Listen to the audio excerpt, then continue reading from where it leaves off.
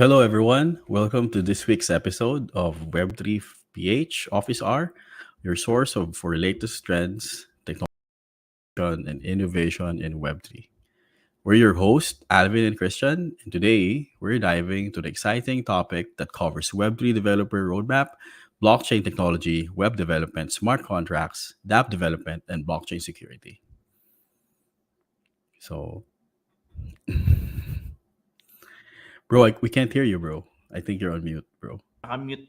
Ayan, Yeah. okay. So very Okay. much. Buti na lang, no? Naka-mute. No, Yun. mute. So, That's fine, bro. Yeah.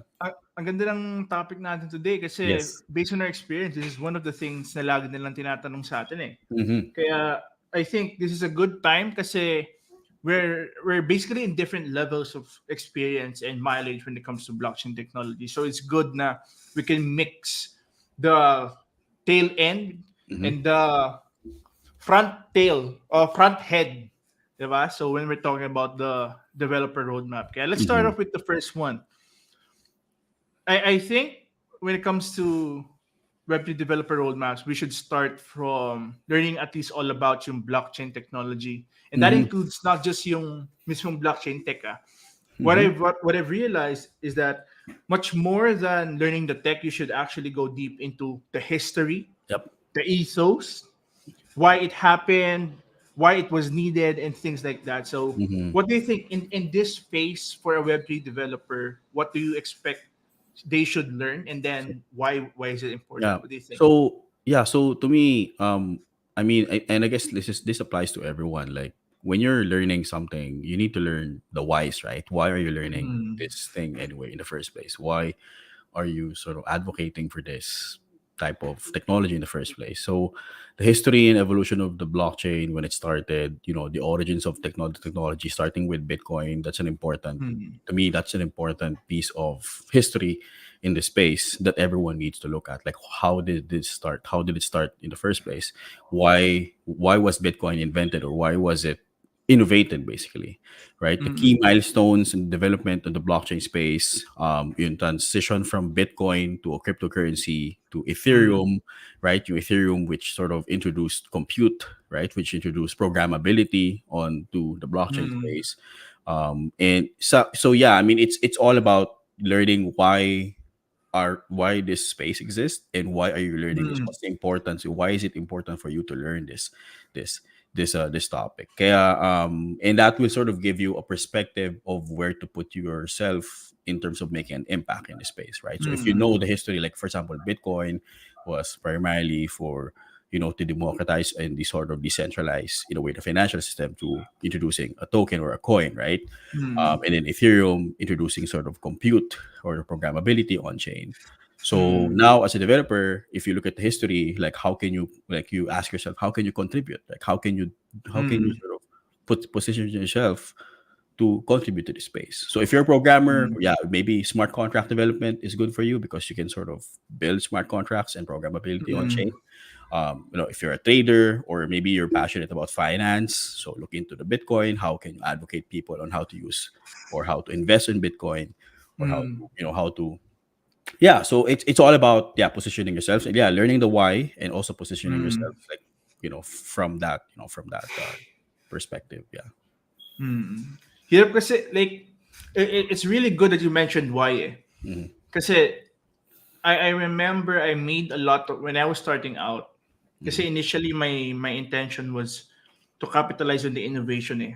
Yun lang eh. Hmm. Build something amazing in this new blue ocean. Diba when Yeah. you say blue ocean, it's like something that's new that you can tap into and establish a new market wherein your new product and innovation could thrive in. Yeah. Pero what I realized later on is that hindi pala pwede yung ganun lang. Kasi these technologies do have reasons for existing and Crazy. why they were made, and these founders kung bakit nag-effort sila. Hmm. Kaya realize ko na it's really what, like you said, it's really important na not only am I into the tech Yeah. and innovation aspect of it, but to understand, okay, alam ba sa akin yung values na Yes. ginagawa natin. Yeah. Kasi what I found is if di mo alam, you often make mistakes, and I've done Hmm. a lot of mistakes that are against the ethos of Web3 and blockchain. I'm still learning, Hmm. right? I'm still going through why it's important, but at least now I know better na it's really something that you should go deeper. Yep. Wag lang yung, okay, this is new technology, this is call, we can earn a lot from this. Yeah. Hi, yeah. No, it's not that. Yeah. You need to Yep. go deep Yep. and really know the whys. So Yes. yeah, I Yeah. love that. I love that. Yeah. So it's yeah, kasi this space is very open then to everyone na parang it sort of encourages and enables everyone to just Mm. make an impact, right? Like Yep. it enables everyone to, to if they want to start something, you want to start a venture, or if they want to make a career out of it, they can do so, Mm. right? If you're Mm. if you're a Web2 developer, look into how can you integrate your systems into Web3. If you are Mm. an advocate, then you can start advocating for blockchain or for the project that you believe in, right? So Mm. each project is unique. Each project has its own sort of ethos. Then it has their own reason why they exist in the first place. And Mm. yeah, again, personally, it all depends on how the projects align to your, yeah, as you mentioned, your principles and values, right? So, Mm. and that's, I think, to me, that's an amazing, just an amazing space to be in. Yeah. Yeah. Parang kumbaga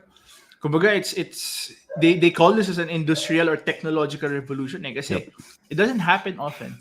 Yeah. Really. That's why I'm a big advocate for the Web3 developers or Web2 developers who want to learn and get into Web3 developers. That when you Mm-hmm. get into Web3 development, at least pursue not just yung typical low level, try to establish yourself with really good innovation, really good products. Kasi it's new tech eh. Mm-hmm. Parang if you wanna no, parang if you have dreams of being Elon Musk, have Mm-hmm. dreams of being Bill Gates, Steve Mm-hmm. Jobs, right? If you Mm-hmm. have those kinds of aspirations, this is a really good space for, Mm-hmm. especially for Filipinos. Na Yep. Yes. we're now recognized as Yeah. one of the biggest user base, lalo na sa P2E. So Mm-hmm. yeah, I Yeah. love that. That's the Yeah. part. So So I hope yeah. a lot of people would be able to be inspired from Mm-hmm. this. Yep. Now, syempre, hindi naman ata nagtatapos doon. I mean, you can learn history, but you can't build stuff. Mm-hmm. So you need to build stuff. Kaya I think for me, and let me know what your thoughts and then Mm-hmm. what you think are the specifics to this, bro.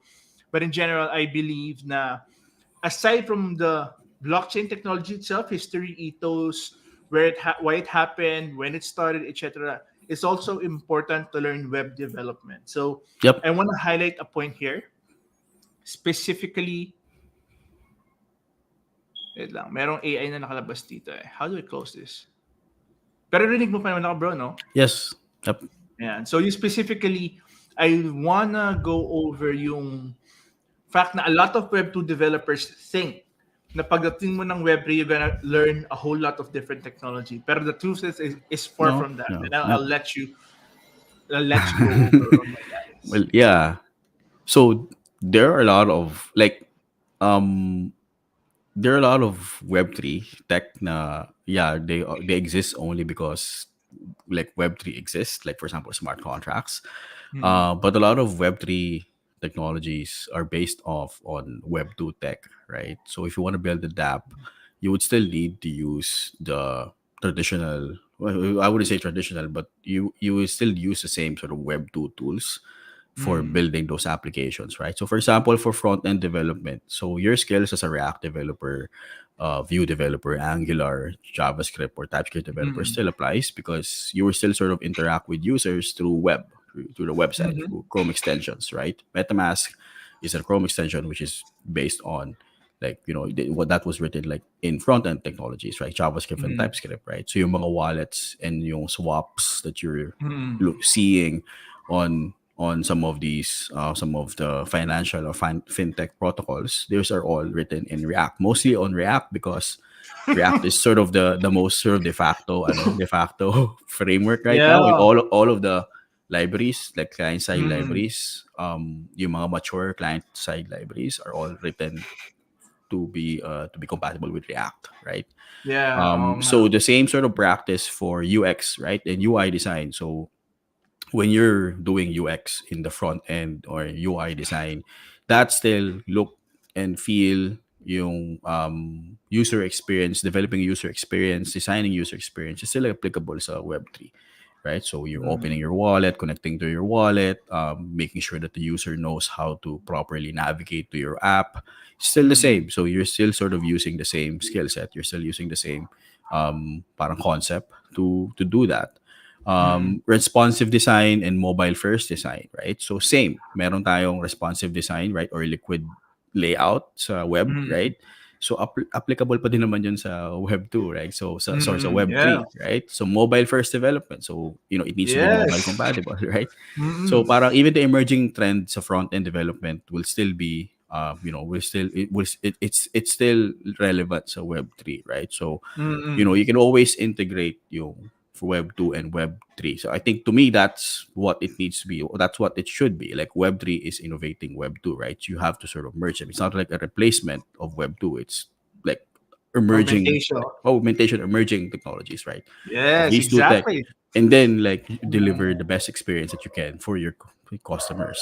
So sa Mm. back end naman, like back end, come on, ang daming technologies and innovations out there, right? So Mm. parang your background as a Golang or Rust or Java developer, even a PHP developer, Node.js dev, Mm. Ruby and Rails, right? Python, that still applies to Web3. So because a Mm. lot of these protocols or nodes or back end components have compatibility or SDKs that are written in this specific programming language, right? So if you're a Python Mm. developer, if you're a Java developer, you can use those SDKs to interact with a node, right? And then you can build your Mm. solutions based on that.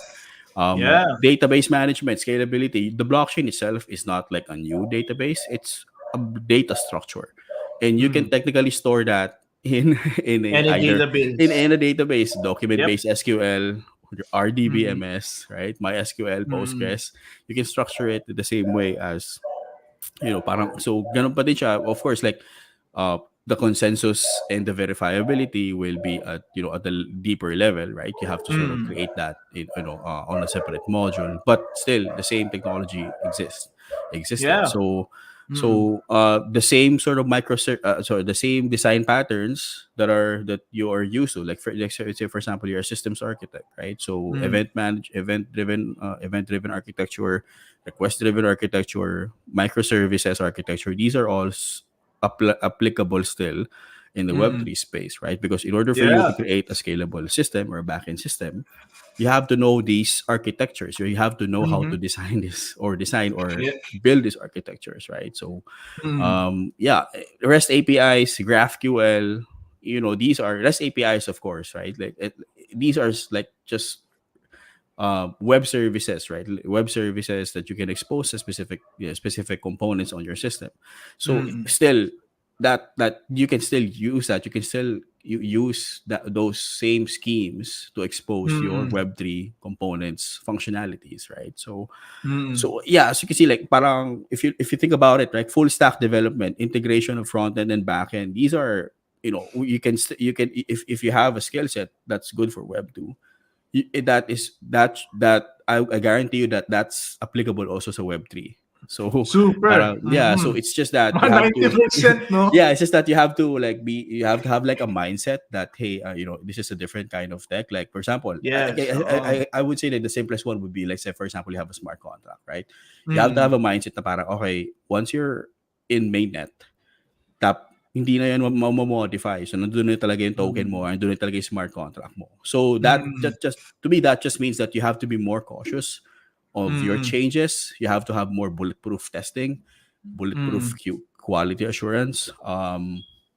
And of course, you have to have knowledge of how to deploy smart contracts, how it works, and how your Solidity, how you can write in Mm. Solidity, right? And how you can interact. But when you're interacting with Solidity kasi smart contracts, it's still JSON RPC, right? It's the same Yep. protocol that you're using when you're building Web 2 tech, right? Mm. So yeah, I mean, all of these are applies to the same to the Web 3. Mm. So There's it's not yeah. there's not much they need to learn aside from, I would say, the nuances of Web3, Mm-hmm. specifically the security aspect, kasi the risk that is involved is higher, and Yeah. then specifically how immutable data is persisted. So let's say, for example, how immutable data is persisted usually on chain. So Mm-hmm. smart contracts ang daanan. Yep. Aside from those things, the rest are just the same eh. Mm-hmm. Very similar eh. So Yeah. definitely yung lalo na yung front end aspect halos React Same. Yeah, JS. kahit desktop Mm, app and all, hindi you can still use the nagbabago. same front end app. Eh. Really, it's more of a the back end that has some a bit of change kasi smart Yep, contracts backend. are parang ano yun eh. Yun yung parang business logic mo eh, yung smart contracts eh. Those like that you know that can live on chain. And when you're talking about smart contract, you have to know, yung solidity, right? You have to know Yep, how to write a smart contract. You have to know Rust, right? For like yep. Solana. Mm. Any EVM based chains will require you to write in Solidity. Solidity. Yeah, and for some, if you're working on permission blockchains like Hyperledger or yung Oracle or IBM blockchain, they all use Mm-mm. Hyperledger, so that's in Go. So you have to write Mm. your smart contracts in Go lang. So, but Mm. yeah, I mean, but anything else aside from the smart contracts, it's the same. Yun. So, we started with learning blockchain technology, ethos, Mm-hmm, history, why it existed, what problems it's trying to solve. mm-hmm, And then we went into yung learning web development na. So mm-hmm, we went into the front end aspect from React.js, Next.js, mobile first design, as well as the smart contracts that you need to learn, right? mm-hmm. So in general, for the Web2 developers or enthusiasts that are coming into here, the general thing you should take away from this second part of our Web3 Developer Roadmap is that you need to learn web development by default, front Yep, end and back end, yep. bar none. That's it. You need to learn whatever is the most common from our experience is React.js. That's the most common when it comes to Web3 right now. Mm-hmm. Okay. But you still need to learn the entire stack of end to end before you get into Web3. There is no shortcut to that. So, by the way, before we continue, bro, to the next bullet point, let's go over the comments. So, GM Ronaldo Lipata. What's up, Ronaldo? Hey, bro. Happy to see you again, no? Kasi si Ron, bro, lagi siya nasa office hour natin sa Discord. Oh, Ha, nice. pare I, si I JB, what's up? JB, GM, GM. I think Ron, ikaw may kausap sa TG. Or Most maybe likely iba. ata to si Ron. Yeah, yeah. Nag-message yan si Ron. Tapos si Clint Ryan. Sabi niya, no Discord daw, sabi ni Clint Ryan. I think, Clint, you're on your second base NFT collection ata eh. If I'm... Ah, Nice. no! Ano yan, bro? Si Ron... Yung Ron developer yon. That's a different Ron. I thought he messaged Bakit you. Yeah, bigla that's the kang Ron bigla developer. biglang, oh yeah, baka nga iba. Like, okay, like, baka iba. Okay, hindi iba siya. I'm Iba-iba. Iba sorry about pala. that. No, it's not. Uh, Yeah. my mistake. Si Clint Ryan, he's in his second collection. NFT Nice. collection. I think, I'm not sure, Clint Ryan, correct me if I'm wrong, you're using Third Web, no? For base. So just put it down there. So we're happy to have you guys here. Once again, rolling over to summarize. Number one, learn blockchain, yung ethos, history, why it happened, reasons for being, what problems it's trying to solve. And then number two, learn web development. No escape. You need to learn web development end to end, front end and back end.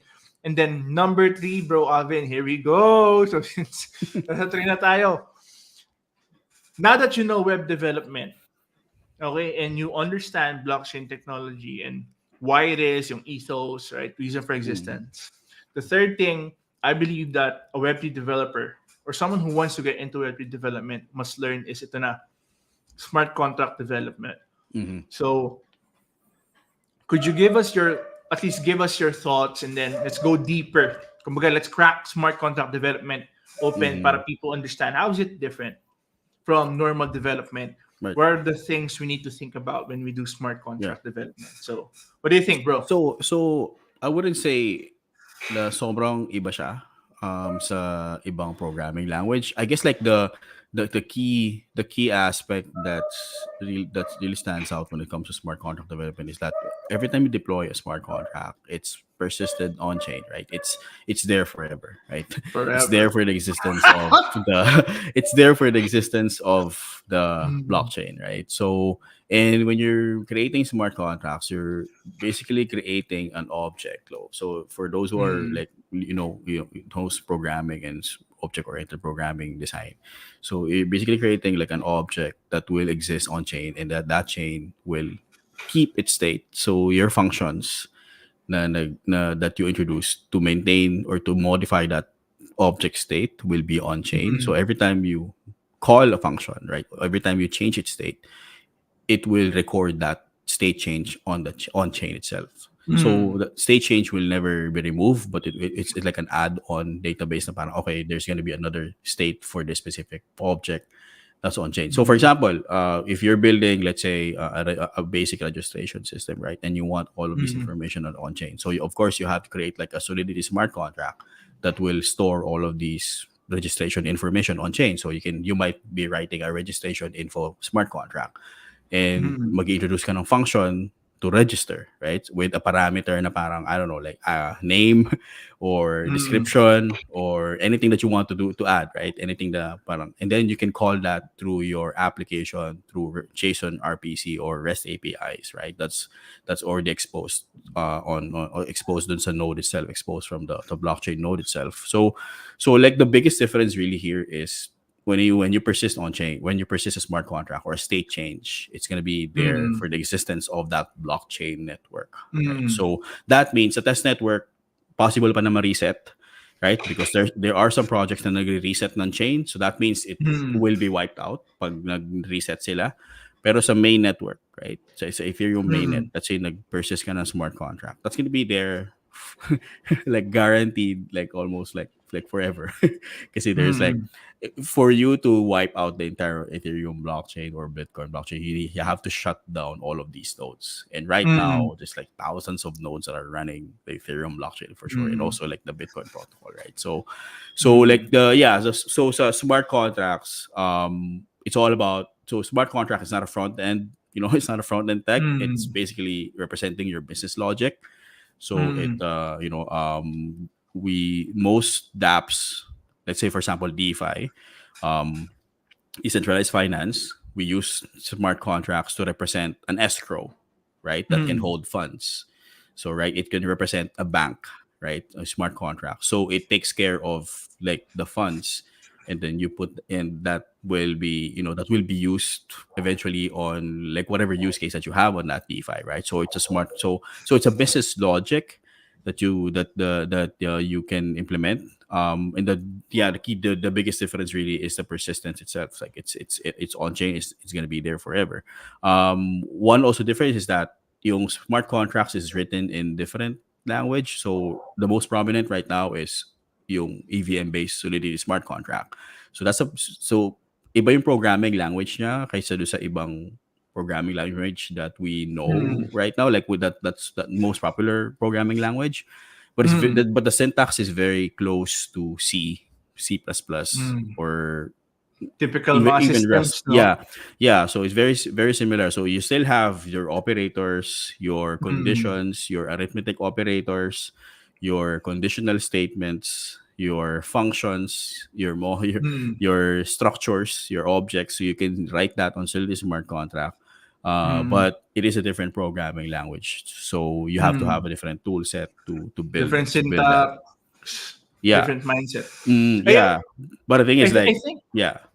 Yeah. the part we can I think I want to highlight as well Mm-hmm. when it comes to smart contracts is the difference talaga in mindset. Mm-hmm. Now, you gotta, at least, although it's deeper than this, it's more nuanced than this. I keep telling people I teach all about smart contracts. I tell them, you know what, you gotta think of smart contracts as every move you make costs money.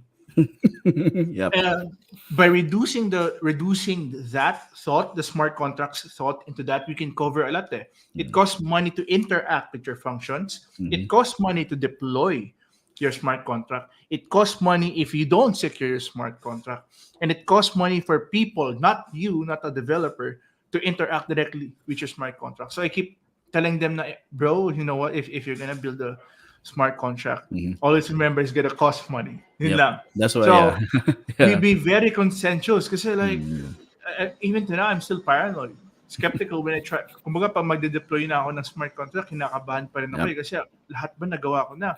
Nalagay ko na ba yung guards? Mm. Simple re-entrancy, di ba? That's That's one of thing. Yeah. the Yeah. biggest causes of exploits. Sabi ko, Mm. nag-re-entrancy Yeah. guard na ba ako? Ganyan. Yeah. So mindset is really that. Yeah.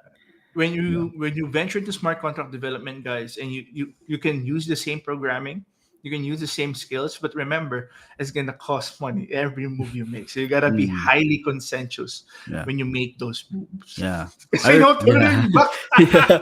Yeah. I would recommend just reading about best practices for writing Yes, secure and efficient smart contracts. I mean, yun definitely. nga, you pointed out like you're 100% correct. Like you have to be more cautious about it kasi there are consequences to it. Yung persistence lang eh, no rolling back, no deletion, no update. Like Yeah. imagine nag-deploy ka sa mainnet na you're very sure na okay, this is my token name, like Alvin token. Ganyan. Mm, And then all of a sudden, gusto mo pala siyang baguhin, right? Hindi mo na mababago yung Alvin token na dineploy mo.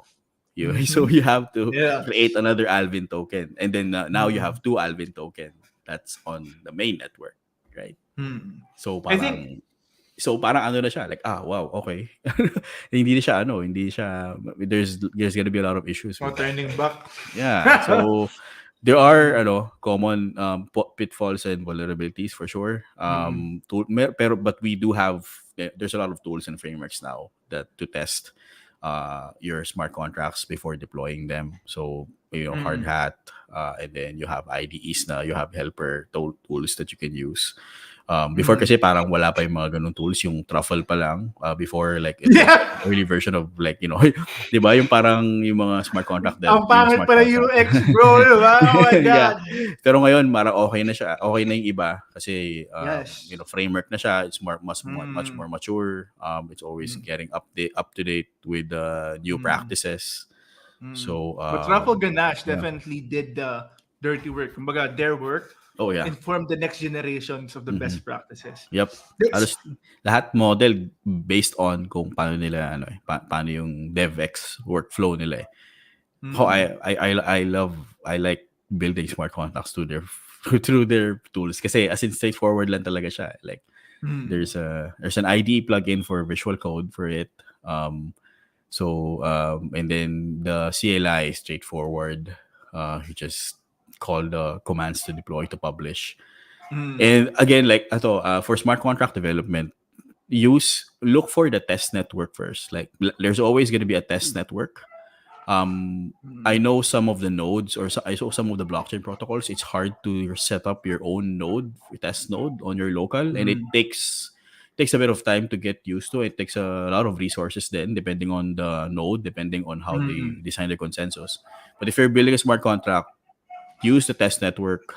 There will always be faucets. Faucet meaning like free testnet tokens, and use that to experiment with your smart contracts. mm. Yeah. Yon, love that.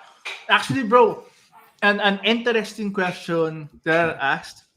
Now, let's answer after we go over JB Sige. Benedicto's question over here is that what makes, di ba, smart contracts are technically just programs. So what make smart contracts or smart programs smart? So sagutin natin siya after because Oo that's nga, an no? Yung interesting coin topic, na term, Actually, that right? Na was, smart. yeah. Yeah. Yeah. But before that, JB Benedicto has a question. Sabi ni JB, by using XOR, we can get the binary value of decimal 6 equals 110.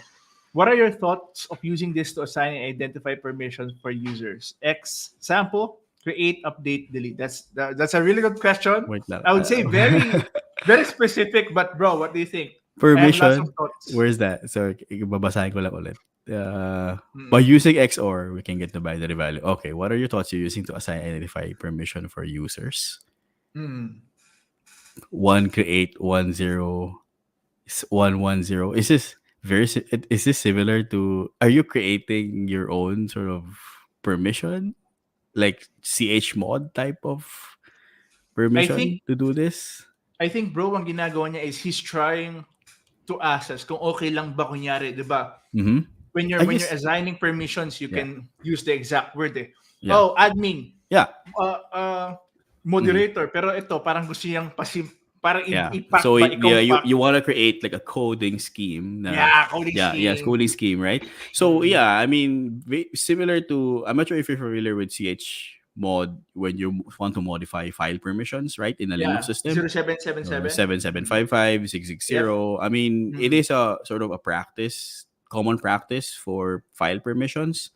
I don't Mm. see why you can't use it for permissions for for your own Mm. specific permissions of users, right? So let's say you're using this 6110 for assigning, yeah, create, update, delete, right? So that means a user with 000, oh no, yeah, I mean 110 update delete. That means a user with, I don't know, 100 means they can only create, right? They cannot Mm. update or delete, right? Is that Mm. so? Yeah, I mean, I don't see why you can't use that scheme. Mm. It, there's I wouldn't say there's no it wouldn't conflict with any this system level permission scheme. And again, Mm. this is for your own system, right? For your own Yep. solution, right? So Mm.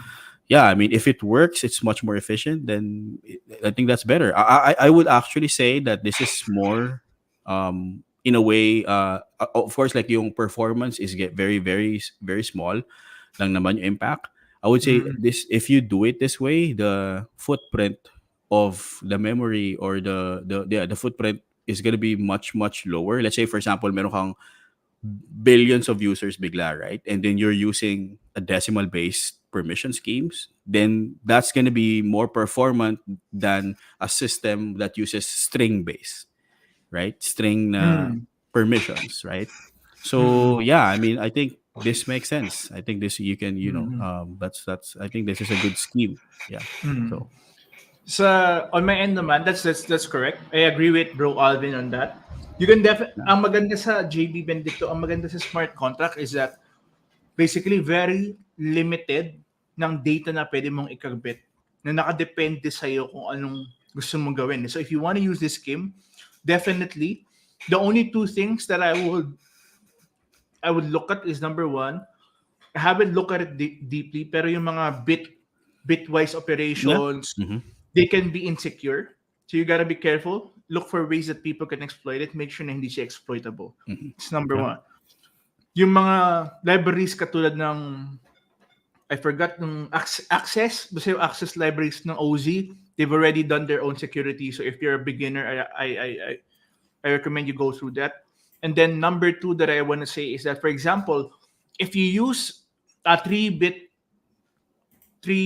let's say, data to quantify kung ano yung permissions mo. Mm-hmm. Sa ETH, for example, sa ETH kasi 32 bytes ang single unit eh. Mm-hmm. So, mas optimal for ETH to work with 32 bytes of data. If you just use 3-bit, there's a lot of manipulations need to occur to Yeah. interpret that, and it might not be yung pinaka-optimal. So, you gotta be careful of that. Yung security and then yung specifics of the virtual machine, or let's Yeah. say ETH, for example, that you're working with to make sure na yung what you're gonna use is actually optimal. Because it might seem like, unting data lang ginagamit, di ba? But when you check out how ETH works, it's actually so much more optimal if you work with a 32-byte Mm-hmm. segmentation by Mm-hmm. default. So, Yeah. JB, Nice. really good question. I would say, bro, very specific. Hopefully, it helped you out. Ano ata yun for capstone. No. Yeah. Yeah, bro. I think what he's doing is yung capstone niya, sinishare niya yung learning niya. Yeah. Capstone. That's fine. Yeah. Ayan, so going back, bro, Mhm. what makes these programs or contracts smart? Kasi, di ba, people say smart contract, but why are they smart? Yeah. Actually, like, nga, no, yung coin na yun, no, yung na terminology na yun, no, I honestly, kasi ako, it is a digital contract. It's not a smart contract. It's a digital contract. And if you look at it from a like fundamental perspective, it is just code that you deploy in a node, right? In a Yep. server like platform, right? So I guess like when you're talking about, and I'm not sure about the terminology itself, how it was coined, honestly, the smart contract.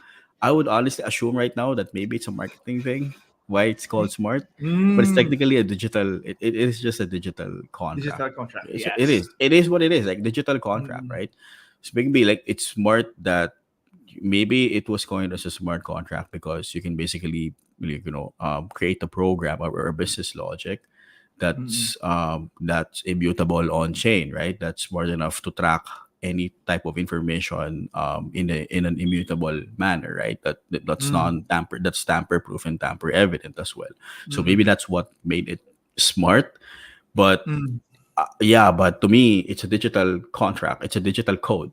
mm, It's a so yeah. I mean, I wouldn't say it's. I would. I mean, if it's just going back, I don't think I wouldn't call it, to be honest, smart contract. It's smart contract kasi yun yung pinaka generally accepted term right now. It's a smart mm, contract. It's an SC, right? mm. I would to me I would call it digital contract. Honestly, it's a code. Yeah, I agree. I agree. Oh, yeah. The funny thing, bro, is that I don't know why smart, yung origins, but the way I explain it to people I talk to and teach Web3, let's say Web3 development, they ask Mm-hmm. me. I go to universities and teach them. I tell them, you know what, you can think of it's smart because you don't need to spin up your own server for it to run.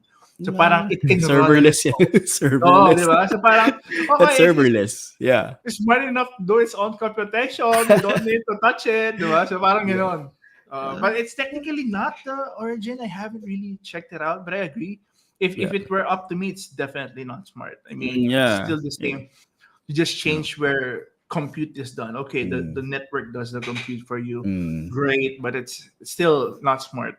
Yeah. And Kasi you still yung tell it what to do. yeah. Come on. Yeah, and then you what you just described earlier, that's serverless basically. Yeah, That's the yeah. term for that. Like when you want Mm, to just build business logic, tapos you want to think about the servers, you don't want to think mm, about application servers, you just want to deploy code.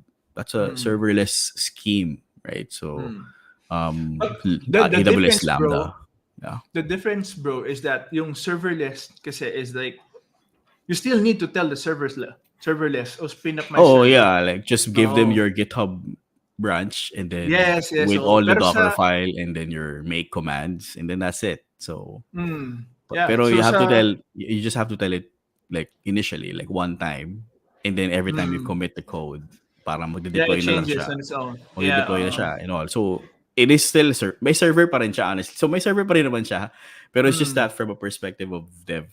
Para kang walang serverless. server na parang pag commit mo ng code, Mm, meron ka ng parang may gumagana ka ng URL na dito mm. na yung code ko. So, I think one of the best examples of this is yung Vercel. Yeah, Um, versus yeah. everybody's favorite. So when you commit the code, so pag sinetup mo yung Vercel, andun yung GitHub, pag commit mo ng code, bibigyan ka niya ng preview, Mm. So URL, then deploy. it works, right? So you as a developer, you don't even need to think about web servers. You don't need Mm, to think about like spinning up your own server to do it. It's Vercel just does it for you. But yeah, mm, that's serverless. Yeah, so it's I think it's different. Like so smart contracts. Yeah, when you deploy, when you publish and deploy, it's all automatically it's gonna mm. be on chain. By the network. Yeah, Mm. so it's gonna So be I think, verified by the network. Pero you still mm, need to call the functions via your tool, right? Your let's say you have like a register function or withdraw function or mm, you know transfer function. You still need to call that from your mm. tooling. So, but Yes. yeah, if you have a test network, you deploy that into the test network, then yeah, you don't need to think about the node itself, right? You just call the functions as is, right? Though sa the way I differentiate it is parang wala ka lang middleman. So Yeah. it's not necessarily serverless. Mm-hmm. In kasi very different shade for me. Serverless is kind of different. It's like it's smart because you don't need the middleman. The network does it for you. Mm-hmm. Kumbaga, it's by default expected to be serverless. No. Unlike the current internet na we need to build serverless apps or serverless endpoints or products just so to make it kumbaga, self-executing or self-managing. Mm-hmm. No, so that's how I Yeah. describe it. Mm-hmm. Hmm. Yeah. So, That's bro, fair. Yeah. we have a really good question here. I think, I think, what? Siguro ikaw na magbasa para interesting for this one. Wait lang. So, si Who's this? Ron kasi to eh. So, bro, go. Oh, solid portfolio. Oh, okay. Mm-mm. Okay, so the question is from Ronaldo Lipata. What are some recommended beginner projects that can help a novice Web3 developer build a solid portfolio? Um, so to me, if you're completely new or beginner to this space, try building a smart contract. Try building something that will interact with the blockchain. Maybe build a staking or a restaking, or maybe experiment with um, doing some transfers programmatically. So if you're familiar with JavaScript or TypeScript, call call create your smart contract and then call those smart contract from your code, right? So I think I would say I would like start with those fundamentals, right? Just try to interacting with a smart contract that you deployed on chain, or maybe interact with an existing smart contract that's already on chain.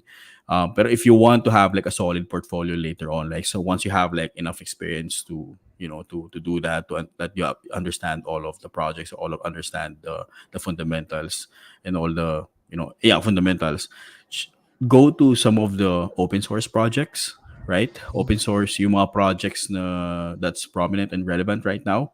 For example, Cosmos, Substrate, they all have GitHub issues, like, and then try to tackle them, right? Try to see if you can pick some of them. So kasi itong mga open source projects, they would always just open their GitHub issues for anyone to pick, for anyone to just pick and just try to solve it, right? Try to implement it, right? And then they're always open for questions sa Discord channel or sa Slack channel nila. So and if you want to be like, if you want to see like, if you want to have a solid portfolio, napansin ko parang when you have contributions to some more prominent projects, that's solid. That's something that, okay, that says that, okay, you're actually interested in this space. You contributed to a project that's really being used by hundreds and thousands of users, and then you're competent enough to contribute to these projects, right? Kasi itong mga projects na to, yung mga, for example, IPFS, Cosmos SDK, Substrate, they have open issues, pero these are issues that can only be solved by someone who is passionate about the tech and also knowledgeable about the tech, right? Like someone who is really into the tech itself, someone who wants to learn and who wants to make an impact on this tech. So I would say like, if you're complete, so just to summarize, complete if you're a complete beginner, try interacting with a blockchain node through smart contracts. Build your own smart contracts, Solidity, EVM based, any EVM base that has the smart contract compatibility. That would be good. Learn learn if you're a front end developer, learn Ether.js, learn React.js, learn how to interact with these nodes via the app. If you're a back end developer, learn yung mga Go SDK, Go client libraries, Python libraries, whatever programming language that you're most comfortable with. There will always have client libraries for them because JSON RPC standards naman sila.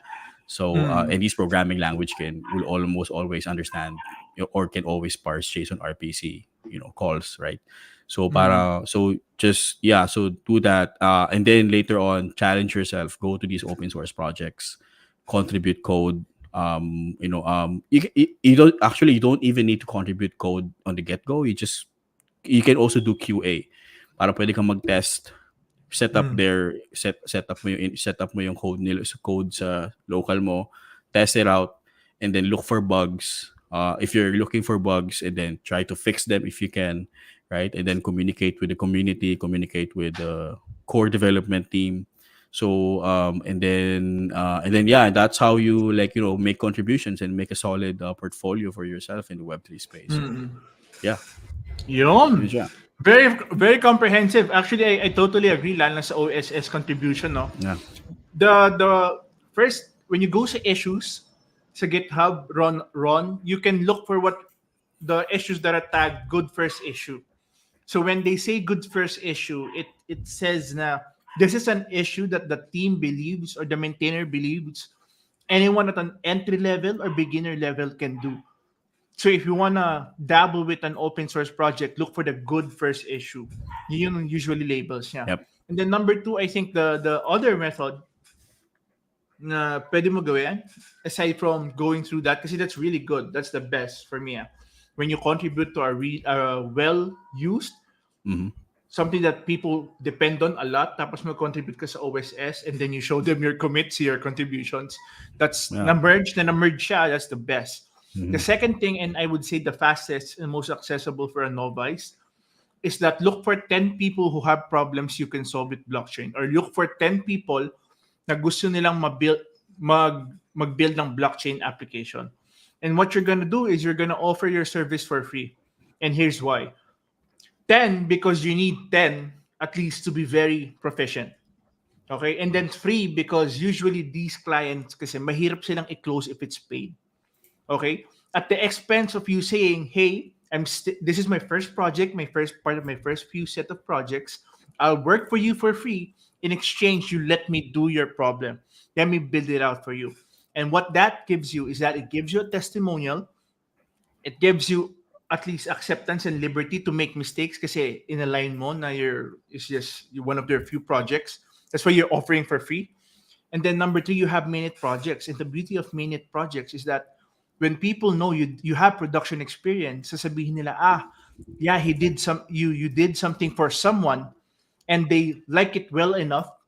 You did it well enough that they used it, they launched it for the business, and there's risk to that. And knowing you took that risk and got it done is really good for trust building when you talk to your employers, you talk to people, you close clients. So that I would recommend you do. Get 10 people, serve them for free, get testimonials. I know na to some extent na it being free is bad, but at the start you really need to exchange that. You're not yet a professional, you're a novice, and giving it for free, at least they can be comfortable with the risk of working with you who's a complete beginner, which is still solid for you at your end. So I think if you can do that, great. Ron. Uh-uh. All right. So That's Ron, what I I hope did. natuto ka dun, no? Yeah, that's what sabi ni IT, Renzo. That's what I did. See? Yeah. Yeah. Okay. So the next thing that I think for our developer roadmap, bro, no. So number one, Mhm. learn the blockchain technology, history, ethos, why it existed, what problems it's trying to solve. Number two, learn web development, kasi nga it's still very reliant on web development, web disciplines. Number three, learn smart contract development. And now we're here in number four. Number four is very simple. You've learned web development, you've learned smart contract Mhm. development. Now you need to learn DApp development. So what do you think about that, bro? So decentralized apps, right? So Yes. yeah, I mean, I think I mentioned earlier during the initial part of our initial part of this, right? So parang Hmm. decentralized applications is not that really different from your traditional applications. It's just that a D app has some components in it that works in a decentralized manner. So basically that means that it's still Web two, right? You still, like, for example, in simplest term, it's still a web app, but Mm-hmm. the back end, right, or the components that it works with, the function calls that you do from your front end runs in a decentralized network or decentralized infrastructure. So Hmm. pinakamagandang example, or the basic sort of simple example for this is, yung DeFi or MetaMask, right, or yung wallets. The wallet is hosted on a Vercel or a server, right? Or Hmm. on, like, on your browser, right? Or it's functioning on your browser. But as soon as you hit that transfer button or a stake Hmm. button or whatever, like financial events that you're gonna do, it will call a smart contract, right? A smart contract function that lives in a decentralized infrastructure, right? On a blockchain, right? On a blockchain Hmm. platform. So every time you interact, so a front end interact with a blockchain or with a infrastructure that's in a way decentralized, you're basically building a DApp, right? So it's a decentralized application by definition, right? So yeah, so when you're building a decentralized application, you have to sort of incorporate that mindset that there is a component that has that decentralized aspect to it. Like, yeah, a basic example is a blockchain. So that just means that every time you push a code or push a change or call a function, if there's a state change on that smart contract, then that's gonna be Hmm. finalized. That's always gonna be parang, so it can be that's always gonna be recorded on chain, and there's no Hmm. deletion for that. You cannot upgrade it. You can only add a data to it. Hmm. There's no tampering of data. You cannot edit it. and there's always a chance of a transaction failing because you don't have a lot of fees, or you don't have you don't have fees, or you don't have enough tokens, right? So Mm-hmm. you have to incorporate those onto your design where you're building a app. Because when you're interacting with blockchain, you need to have tokens, right? You have, especially for a Mm-hmm. public blockchain, you have to have coins, or sorry, tokens that will cover the fees. Mm-hmm. There's always a possibility that that transaction that you submitted from your DApp might fail, right? So kasi maybe you don't have enough fee, insufficient funds, or maybe the gas prices are much higher now Mm-hmm. than what you calculated with before, right? So parang the transaction might fail, and you have to deal with that on your DApp. You have to expect that scenario can happen on your DApp. There's always also that you also need to consider that your transaction might not be verified immediately. So Mm-hmm. I know that some blockchains, they have millisecond block time. Solana has 200, 300 millisecond block time. Like Cosmos 12 seconds. Ethereum has like 5 to 8 seconds. So if you have not you don't if you don't have enough fees to cover the gas price, or the price, right, of the transaction, your Mm-hmm. transaction might not immediately get verified on chain, so it's not Mm-hmm. prioritized, right? So you have to also incorporate that onto your design, that once you've broadcasted it, you have to wait for that transaction to be verified first, right? Before you yeah, you have to handle that on your DApp.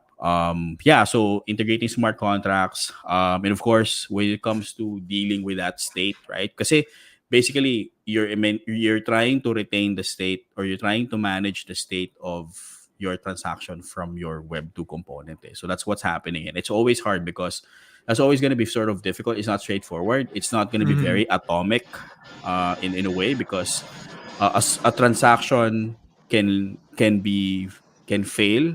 You can successfully broadcast a transaction, but it can either fail or succeed, right? Mm-hmm. So, and you have to handle that, and you have to have the controls, or you have to have the toggles to ensure that your app can handle those kinds of scenario.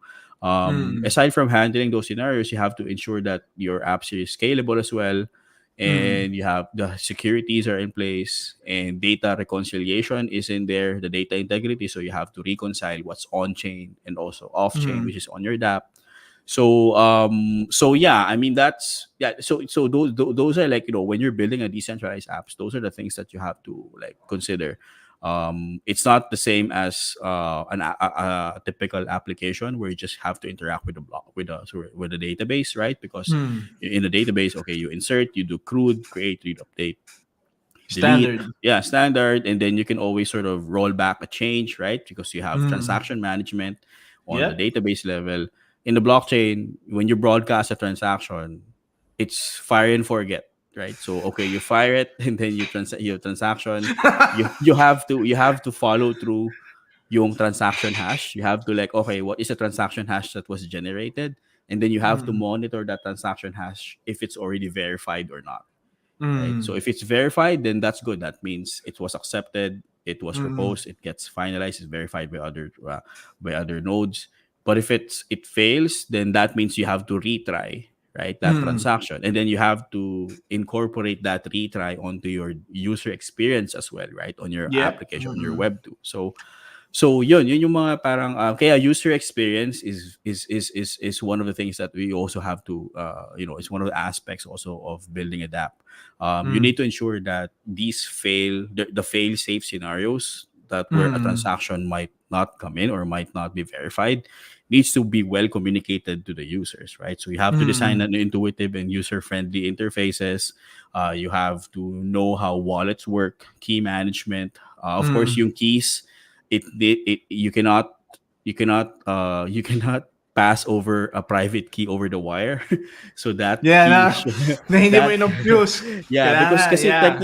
technically a key is just a string of data, right? And Yep. you can argue within, we can argue that, I can just pass a private key, right, as an identity. No, you Mm. cannot do that, because it defeats the purpose of of the whole sort of privacy ethos of blockchain tech, right? So either the private key needs should exist only on the client side, the owner of the app should not have any sort of visibility of what the private key of the user is, right? So it's very compromising to do that. So you enhancing the user experience while maintaining that security. So that's one of the things that, from the UX perspective, needs to also be incorporated when you're building an app.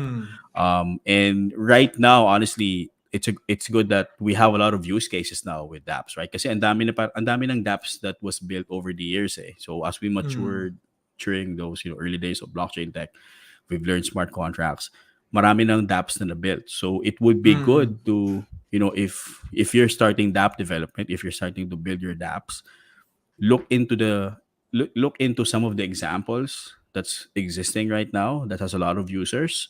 Have some reference and have some inspiration in how to build it, right? And then incorporate them onto your systems and onto your solutions. And yeah, I mean, I think that would be that's something that you have to consider, when you're building an app. Yeah.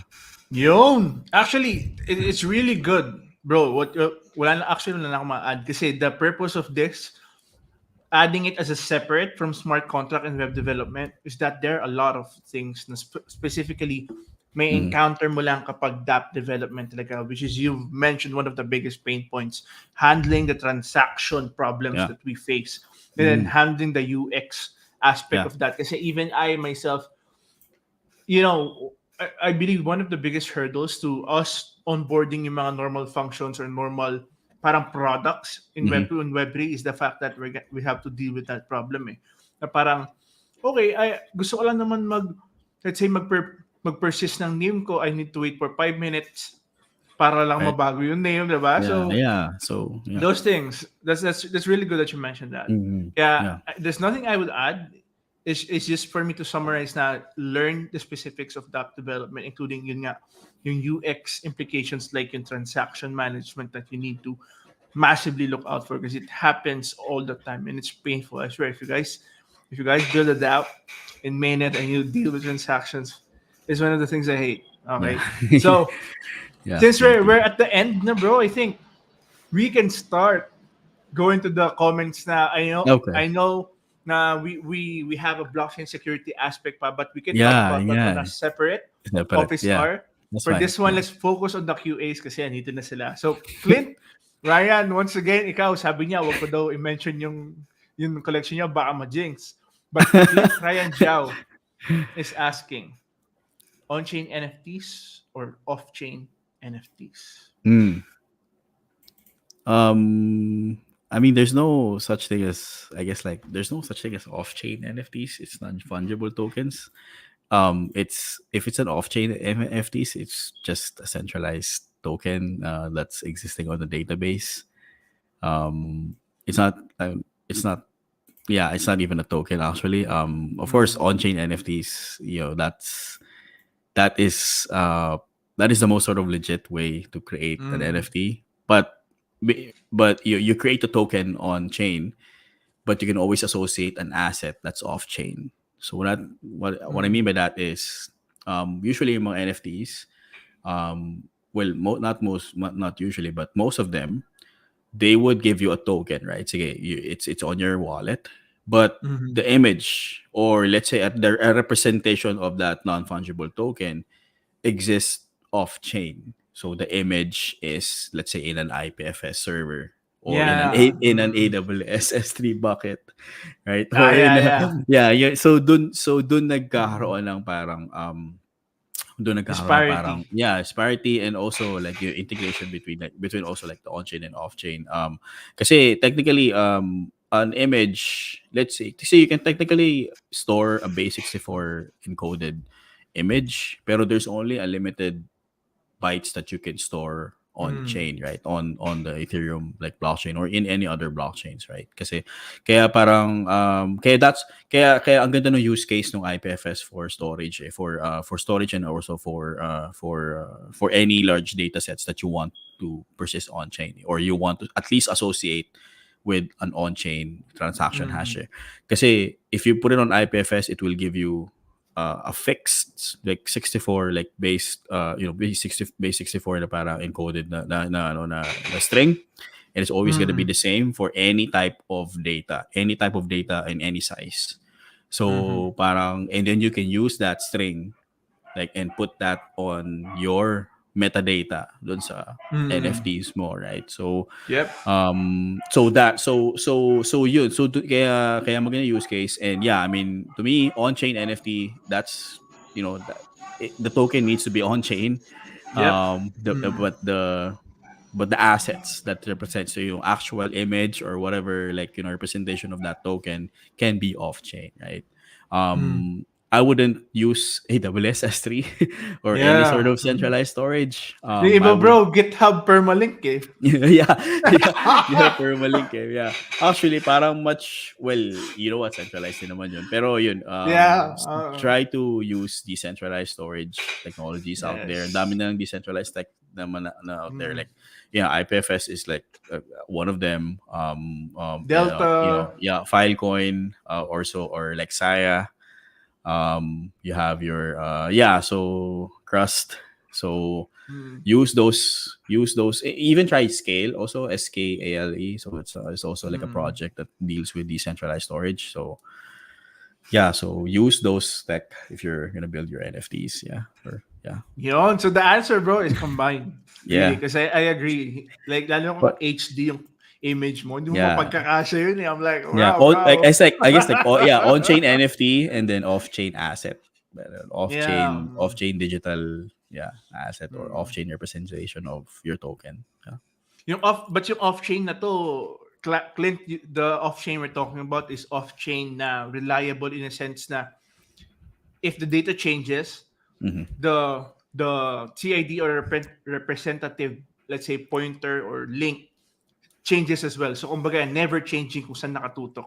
Yeah. You'll know more if you go deeper, but let's leave it at that because that goes deeper, right? So another question from JB is, he said, how, oh, very interesting. I mean, how do you introduce Web3 to a person who haven't heard a lot about it?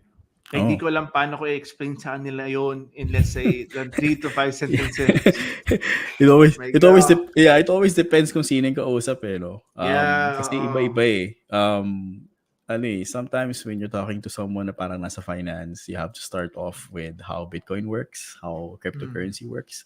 Kasi most of them will mm, know what cryptocurrency is. mm, Pero fundamentally, ang lagi kong sinasabi is sa blockchain. Let's say sa blockchain, example sa blockchain, I would always start with an Excel spreadsheet.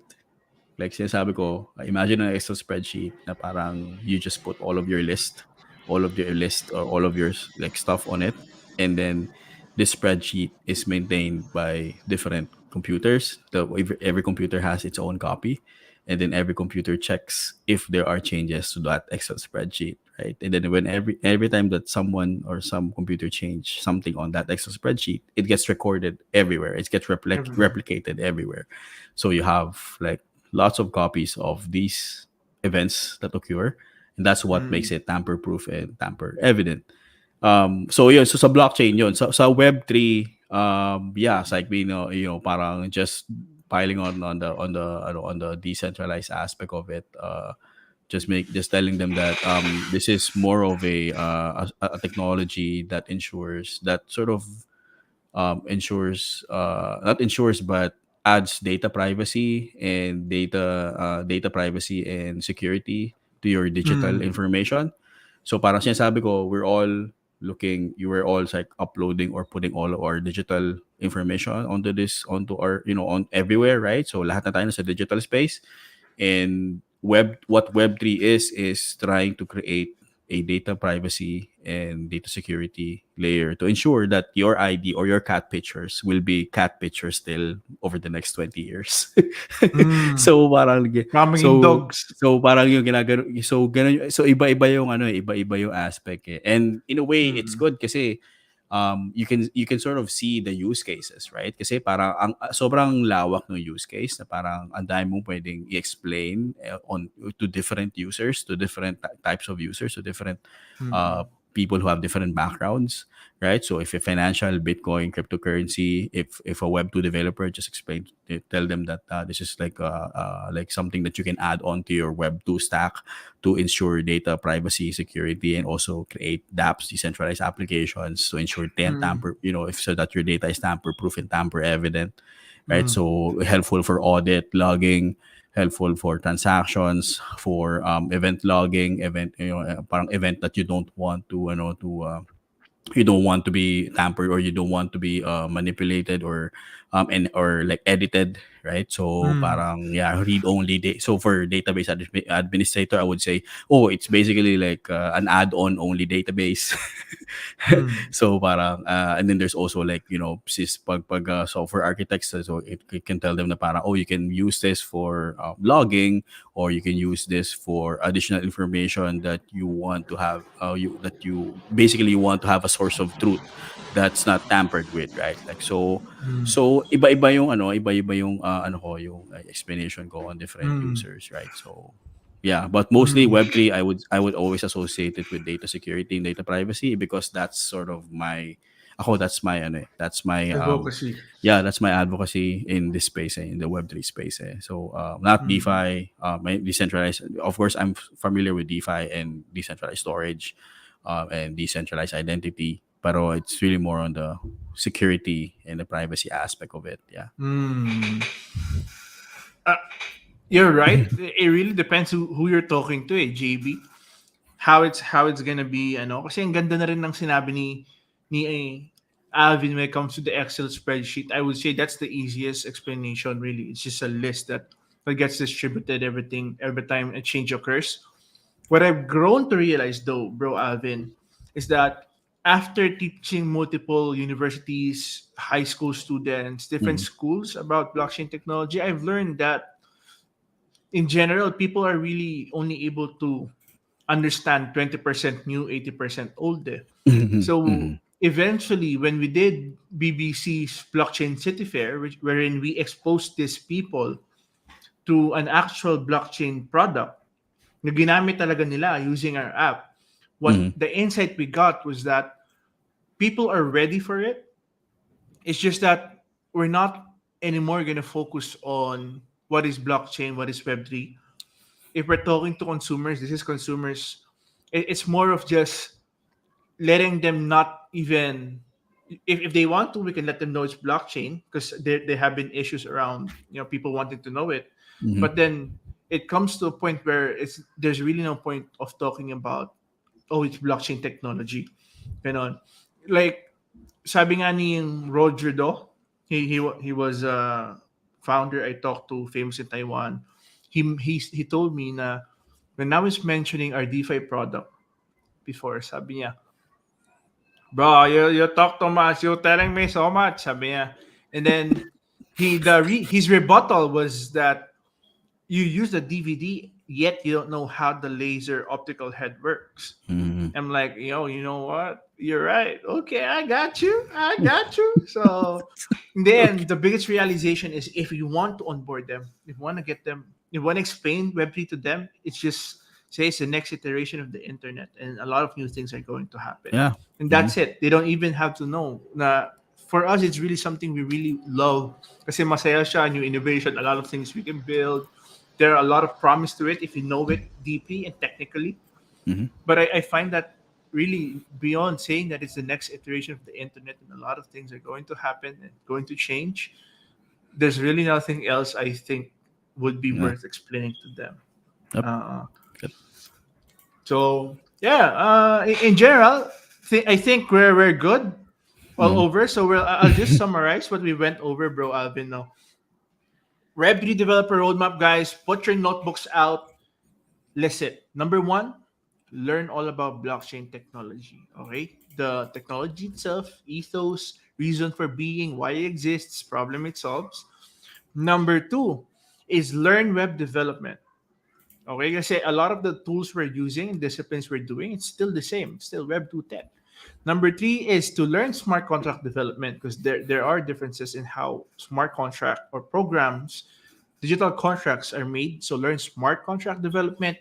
Number four, learn dApp development. And this is separate from web development because that development as a whole has these intricacies and nuances that are specific to it, like what Alvin mentioned to be the transaction problem or transaction case you should be handling. So, guys, it has been wonderful that you joined us, Clint, Ron, JB, as well as IT Renzo, guys. Thank you for coming into our session for Web3 PH Office Hour, wherein every Thursdays, 8 p.m. PHT, we encourage every single one of you to come in to ask your questions and talk with us. Kasi, like I said, Web3 is moving fast, and Alvin and I were doing a lot of things, and Yep. this will be your opportunity to And tap into that and for us to share with you openly what you can do in Web3, and it will happen every single week. In Web3 Philippines, follow our page, follow our streams. Anything else you wanna say, bro Alvin, before we go? no, I think we're good. I mean, I'm glad that we're doing this on a weekly basis. Yeah. So I think like one of the things that we need to do, like for us, right, and for those who are in this space, is advocate in the proper use of this tech, Mm-hmm. advocate how you can encourage and enable users, enable developers to build on this tech. Mm-hmm. And it really is the future of the internet. This is the next iteration of the internet, and we need to take this opportunity to Mm-hmm. make an impact, right? To build something that's useful, that's impactful for our users and for everyone. So it's Mm-hmm. so yeah, glad we're doing this on a weekly basis. So Mm-hmm. yeah, I agree. Even I mm, is happy because yeah, we really need to advocate for how it should be done, at least properly, because yeah. yeah, properly, because we're Yeah. deep into it to a level where most wouldn't be. That it really is important to have the right voices out there, and I know specifically it's easier to talk than to go deep and to educate. Hmm. So what we're doing is really valuable, at least for me and for you. We appreciate this. So thank you guys for coming. Next week, 8 p.m. PHT. Watch out for our next Web3 PH Office Hour. Bye bye.